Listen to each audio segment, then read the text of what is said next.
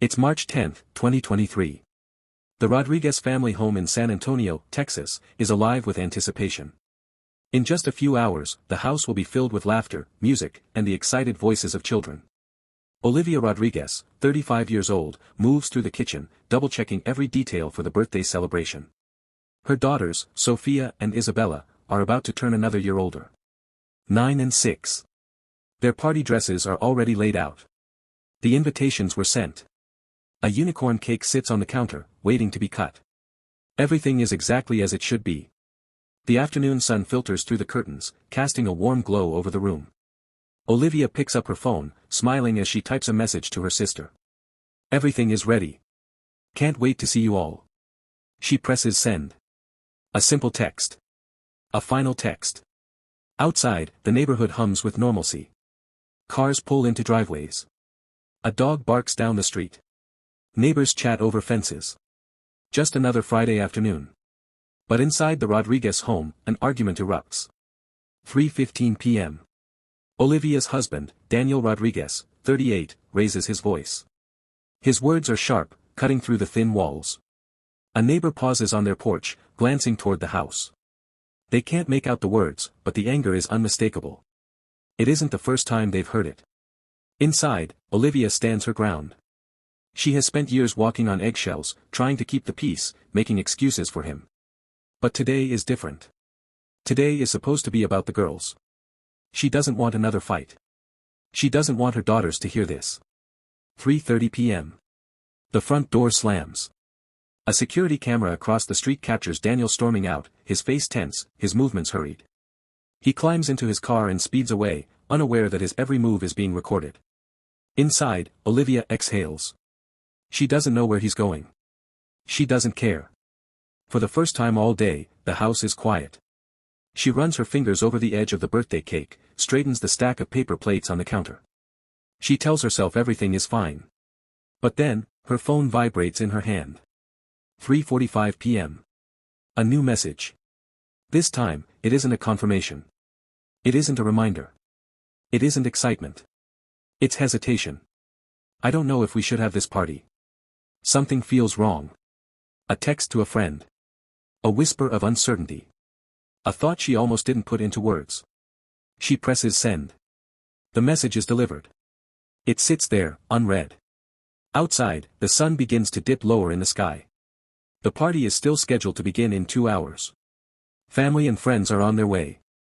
The house is decorated, waiting to be filled with guests. Olivia doesn't know that no one will ever blow out the candles. The gifts will remain unopened. And by the time her sister arrives at the door, it will already be too late. By 4 p.m., Olivia and her daughters will be dead. The same man she once trusted, the same man she built a life with, will stand over them, gun in hand. And then, with blood still on his skin, he will walk out of the house, wipe his hands clean, and carry on as if nothing happened. What could push a father to commit the unthinkable? What horrifying secret would investigators uncover in the aftermath? Stay with us as we unravel the events of that day, the warning signs, the final moments, and the chilling truth behind the murders of Olivia, Sophia, and Isabella Rodriguez. Olivia Rodriguez had always dreamed of being a mother. From the moment she held Sophia in her arms for the first time, she knew that nothing in this world mattered more than her daughters. She lived for them. Every bedtime story, every scraped knee, every laugh-filled Saturday at the park, she soaked in every moment. Sophia, 9 years old, was the quiet observer. She was thoughtful, always asking questions, always watching the world with wide, curious eyes. Her teachers often said she was wise beyond her years. And then there was Isabella, 6 years old, a burst of energy, a child who could light up any room with a single giggle. She wanted a unicorn cake this year. Olivia had made sure she got exactly that. The Rodriguez family lived in a modest, single-story home in a quiet neighborhood in San Antonio, Texas. To an outsider, they were the picture of a normal, happy family. A well-kept front yard, bicycles leaned against the garage, birthday decorations taped to the walls. There was no reason to believe anything was wrong. But for those who truly knew Olivia, the picture wasn't as perfect as it seemed. Daniel Rodriguez, Olivia's husband, had once been a respected man. He served in the military for years, disciplined, structured. But when he left the service, something changed. He struggled to adjust. The weight of civilian life pressed down on him. And when he lost his job 3 months ago, that pressure only grew heavier. At first, it was frustration, muttered words under his breath, slammed doors, late nights spent staring at the walls. Then it became more. The tension in the house thickened. Olivia started choosing her words carefully. The girls learned to tiptoe when their father was home. 1 week before the murders, Olivia confided in a friend over coffee. Her voice was low, cautious. "Daniel's been acting strange. I don't feel safe." Her friend listened, concern flickering across her face. Had something happened? Olivia hesitated, then shook her head. "It's just a feeling." She had thought about filing a restraining order. She even went as far as researching the process, but she never followed through. She told herself she was overreacting. That he would calm down. That things would get better. That morning, just hours before their deaths, Olivia and the girls had been happy. There was no sign of fear. No sign of the tragedy that was about to unfold. A short video taken on Olivia's phone, now a haunting artifact, captures Sophia's voice as she helps her mother hang decorations. "Do you think my friends will like the balloons?" Olivia's laughter is warm. "They'll love them, sweetheart." In the background, Isabella bounces up and down, giggling, her small hands holding a bright pink streamer. They were ready. They were excited. In just a few hours, their family and friends would arrive. They would sing happy birthday. They would eat cake. At 2:30 p.m., Olivia sent one final party invitation to a friend. Last-minute change. Come anytime after 5. The girls can't wait. By 4 p.m., she would be dead. The signs had been there, hidden between the lines of everyday life. The way Daniel's hands clenched when Olivia spoke too freely. The nights she stayed up after everyone else had gone to bed, scrolling through her phone, lost in thought. The hesitation in her voice when she told her sister, just 2 days earlier, "I hope this birthday is a good one." No one knew that this would be the last birthday they would ever plan. No one knew that the house, once filled with warmth and love, would soon become a crime scene. And the man who was supposed to love them would be the one to take their lives. 3:50 p.m. The house is quiet now. Olivia stands in the kitchen, icing the last of the cupcakes. The oven hums softly, the faint scent of vanilla filling the air. The girls are in the living room, twirling in their dresses, spinning in circles until they collapse into giggles. The decorations are up, the table is set. Everything is ready. Then, the front door opens. Daniel steps inside. He doesn't slam it. He doesn't stomp his feet or yell Olivia's name. He simply walks in, sets his keys down, and looks around. His face is unreadable. Not angry. Not sad. Just, empty. Olivia hears him and calls out without turning around. "You're back early." There's a pause. A long, unsettling silence. Then, his voice. Flat. Emotionless. "Yeah." 3:55 p.m. Sophia runs toward him first. She's still young enough to believe that, no matter what, her father is a safe place. She wraps her arms around his waist, looking up at him, expecting warmth. He doesn't hug her back. Instead, his hands go into his jacket. Inside the kitchen, Olivia wipes her hands on a towel and finally turns. She sees him now. Sees the way he's standing. Sees the way his fingers curl around something at his side. A deep, instinctual fear grips her. Daniel. 4 p.m. The first shot echoes through the house. Sophia screams. Olivia stumbles backward, clutching her chest, eyes wide in disbelief. The force of the bullet knocks her against the counter. A crimson stain spreads across her blouse, dark and growing. She tries to speak, but no words come out.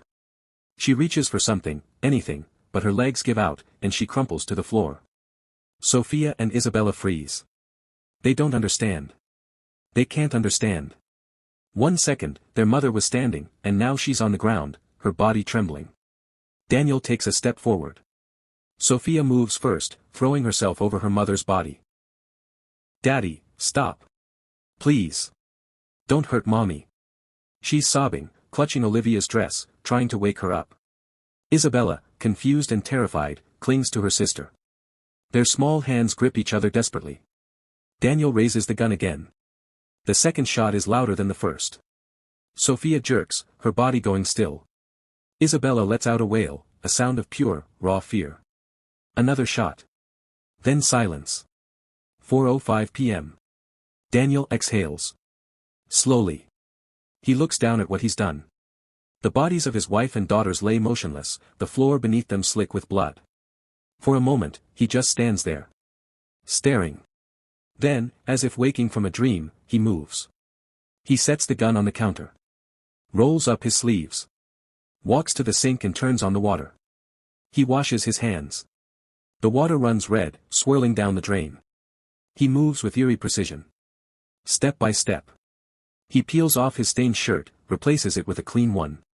He wipes down the countertops. He picks up his car keys. And then he walks out the front door. 4:15 p.m. The first car pulls up to the house. Olivia's sister, Maria, steps out, balancing a tray of homemade cookies. She smiles, looking up at the balloons on the porch, her heart warm at the thought of her nieces running out to greet her. She knocks. No answer. She tries again, shifting the tray in her arms. Still nothing. Frowning, she reaches for her phone and dials Olivia's number. The call goes through. Inside the house, she hears it vibrating on the counter. Her stomach twists. Something isn't right. She knocks again, harder this time. And then she looks through the window. At first, she doesn't understand what she's seeing. Her mind refuses to process it. But then it clicks. A scream rips from her throat. The tray of cookies crashes to the ground. She fumbles for her phone, her fingers trembling so badly she almost drops it. She presses 911, barely able to form words. Oh my God. They're all dead. Olivia, the girls, please, send help. The dispatcher's voice is calm, trying to get information. What do you see, ma'am? Maria is sobbing, gasping for air. She can't speak. She tries again. Blood. Everywhere. My sister, my nieces, please, they need help. Hurry. The line crackles. Officers are already being dispatched. But it's too late. 4:45 p.m. Police sirens cut through the quiet suburban street, flashing red and blue against the afternoon sky. Neighbors step onto their porches, drawn by the commotion. Officers rush toward the house, weapons drawn, unsure of what they're walking into. The front door is locked. One officer moves to the window where Maria stands, pale and shaking. She tries to speak, but her voice barely comes out. The officer peeks inside. A still body. Blood pooling on the floor. Break it down. A single kick sends the door flying open. The first officer steps inside, gun raised, scanning the room. The air is thick with the metallic scent of blood. The birthday decorations are untouched, pastel-colored balloons swaying slightly from the force of the door being kicked in. A small, pink gift bag sits on the couch. It has Sophia's name written on it in glittery letters. And then. Jesus Christ. Olivia is slumped near the kitchen counter, her once white blouse soaked in deep red. Her daughters are just feet away.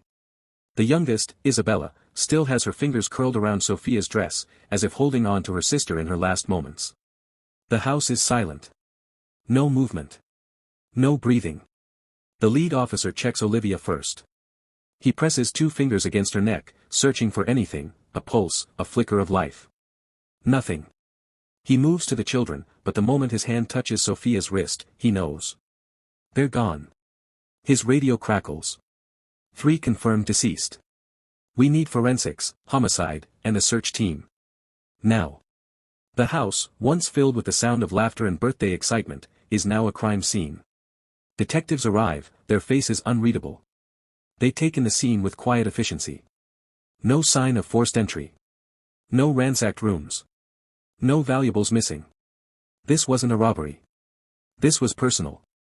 Crime scene photographers document everything, the untouched birthday cake, the unopened presents, Olivia's last text messages. A child's sneaker, small and pink, lies just inches from a pool of blood. Then they check the security cameras. The footage is grainy but clear enough. At 3:30 p.m., Daniel is seen leaving the house in a hurry. He doesn't know the cameras are recording. Where did he go? And more importantly, where is he now? The bar is dimly lit, the scent of cigarette smoke and stale beer thick in the air. Daniel sits at the counter, sipping a whiskey, his expression calm. He's been here for hours, watching a basketball game on the screen above the bar. He doesn't look worried. He doesn't look guilty. He looks normal. The door swings open. Officers step inside, eyes scanning the room. It doesn't take long to find him. They move in. Daniel Rodriguez? He turns, eyebrow raised. Yeah. The officers exchange a glance. He's acting like this as any other night. Like his wife and daughters aren't lying in their own blood. Where's your family? One officer asks. Daniel takes a slow sip of his drink before answering. They're home.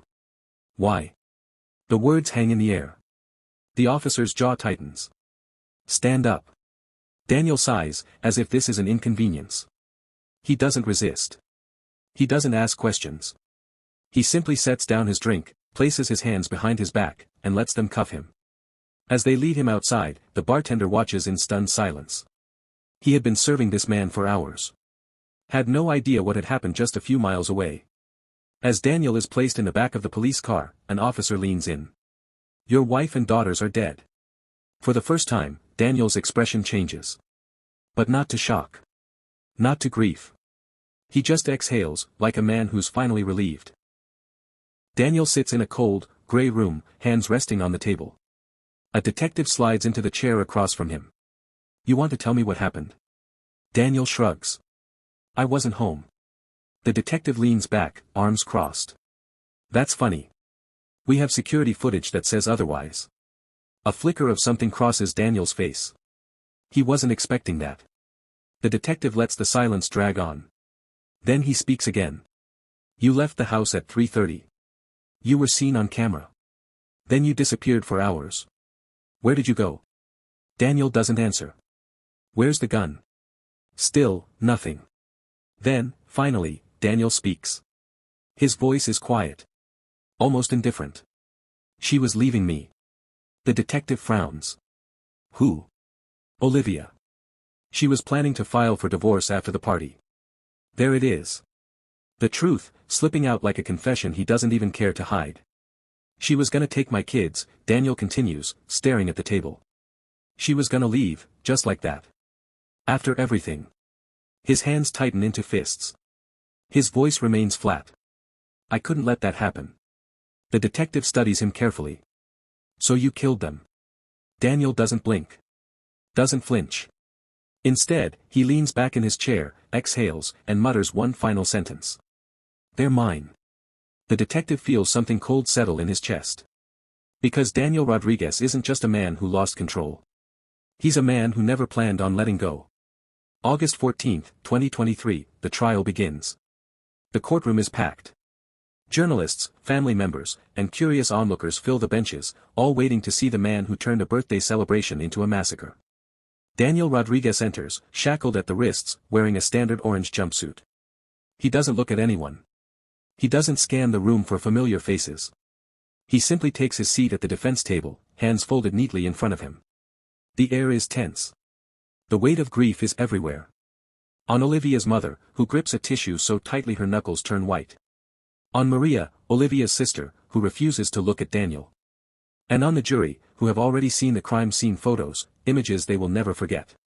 The judge calls the court to order. The trial of Daniel Rodriguez has begun. The prosecution's case. The lead prosecutor stands, buttoning his jacket before facing the jury. This case is about control. It's about a man who believed his wife and children belonged to him, and when he felt the control slipping, he made sure they wouldn't live without him. He steps forward, voice steady but sharp. Ladies and gentlemen, you will hear about the moments leading up to the murders. You will see footage of Daniel Rodriguez leaving his home after ending the lives of his wife and daughters. You will hear from the officers who arrested him and the detectives who questioned him. But most importantly, you will hear his own words, the confession that removes all doubt. The prosecutor turns, gesturing toward a screen.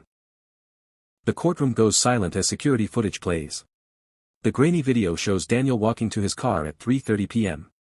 He moves quickly, his head down, his hands steady as he grips the steering wheel. He doesn't appear frantic. He doesn't look like a man who just discovered his family had been murdered.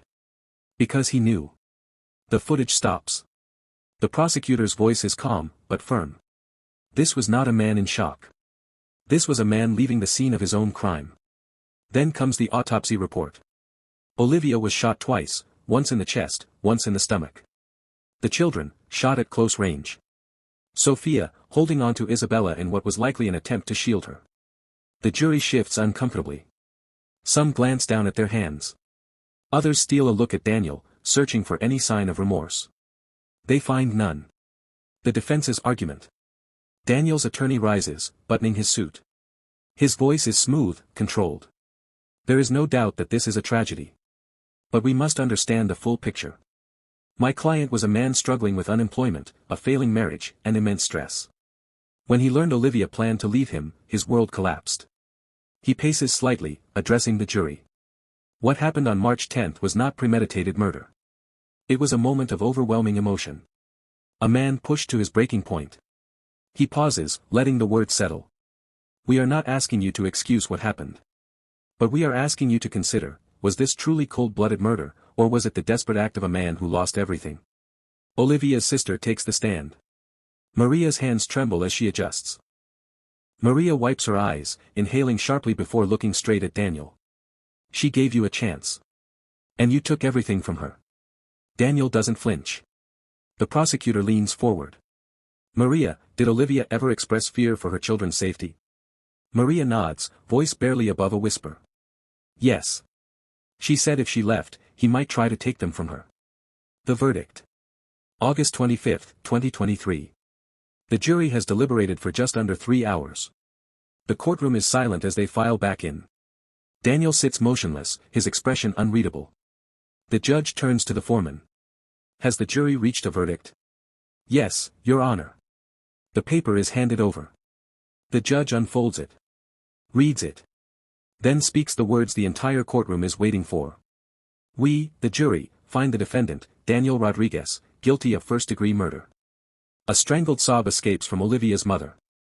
Maria grips her hands together, eyes shut tight. Daniel, for the first time since his arrest, reacts. His jaw clenches. His fingers twitch slightly against the table. But he says nothing. The judge clears his throat. Daniel Rodriguez, you have been found guilty on all counts. You are sentenced to life in prison without the possibility of parole. A wave of emotion spreads through the room. Some cry. Others sigh in relief. But there is no celebration. No victory. Because Olivia and her daughters are still gone. And nothing will bring them back. The Rodriguez home sits empty. The balloons from that day, once tied to the front porch, have long since deflated. A "Happy Birthday" banner still hangs inside, untouched. No one wants to go inside. No one wants to face the memories trapped within those walls. The neighborhood is quieter now. The once lively home, filled with laughter and warmth, is now a cold reminder of what happened. Maria visits their graves often. She brings flowers, runs her fingers over Olivia's name carved in stone. Sometimes, she talks to them. Tells them about the world. About how much they are missed. At night, she still dreams about the party that never happened. About Sophia and Isabella giggling as they opened their presents. About Olivia smiling, finally free. And then she wakes up. And remembers. Daniel Rodriguez will spend the rest of his life in a cell. But for those left behind, the sentence never ends. The questions linger long after the trial ends. Could this have been prevented? Was there a moment, a single decision, that might have altered the course of that day? Friends and family wrestle with these thoughts, replaying conversations, dissecting warning signs. Olivia had been afraid, but she stayed, perhaps out of hope, perhaps out of fear of what Daniel might do if she left too soon. Maria replays their last conversation, haunted by the words her sister spoke, "I just need to wait until after the party." The girls deserve one last happy memory. But there were warning signs long before that day. Daniel had lost his job months earlier, and with it, any sense of control he had over his life. His temper had grown volatile. The way he spoke to Olivia changed, less love, more resentment. Friends noticed how he seemed to isolate her, how Olivia withdrew, her once bright personality dimming under the weight of something unspoken. There were no police reports, no official restraining orders, just whispered fears, quiet conversations behind closed doors. Olivia had considered filing, had even written a draft of the paperwork. But she never turned it in. And now, people ask, why didn't the authorities step in? Could they have done more? Experts in domestic violence cases weigh in. One forensic psychologist, Dr. Angela Harmon, studies the case closely, identifying the classic patterns of coercive control. This wasn't a crime of passion, she explains. This was a man who saw his power slipping away. For men like Daniel Rodriguez, control is everything. And when that control is threatened, they see only two options: restore it, or destroy everything. She points to statistics: how often women are killed in the weeks leading up to or just after leaving an abusive partner. How many of those deaths could have been prevented if intervention had come sooner? Daniel fit the profile perfectly. Former military, trained in discipline and control. Struggling with unemployment. A history of dominating his family. And when he realized Olivia was slipping away, he reacted the way too many men do, by making sure no one else could have her. But what drives a man to kill his own children? Experts say it's about more than just power, it's about erasure. In these cases, the children are often seen as an extension of the victim, Dr. Harmon explains. He wasn't just killing Olivia, he was killing the life she built, the future she planned. He was ensuring that if she left, she would leave with nothing. A cold, calculated kind of vengeance. As the world moves on, Olivia's story becomes a cautionary tale. Advocacy groups use her case to push for stronger intervention in domestic violence cases. Her family works tirelessly to raise awareness, to make sure other women recognize the warning signs before it's too late. But for those who loved her, the biggest mystery is not why Daniel did it. It's how he could look into the eyes of his wife and daughters, the people who loved him most, and still pull the trigger. And that's a question no expert can truly answer. What do you think? Were the warning signs clear enough? Should Olivia have left sooner? Should the people around her have done more? Or was this a tragedy that no one could have predicted? And what about Daniel? His cold, emotionless reaction, the way he sat at a bar just hours after ending his family's lives, does that show true evil, or just a man who felt justified in his actions? Do you believe he ever felt remorse? Let us know your thoughts in the comments. Your perspective matters, and conversations like these can help raise awareness and maybe even prevent tragedies like this from happening again. If you found this deep dive compelling, make sure to subscribe. We bring you the most gripping, real-life crime stories, unraveling the hidden truths behind each case. Turn on notifications so you never miss a new episode. Because every crime has a final truth. And here, we uncover it.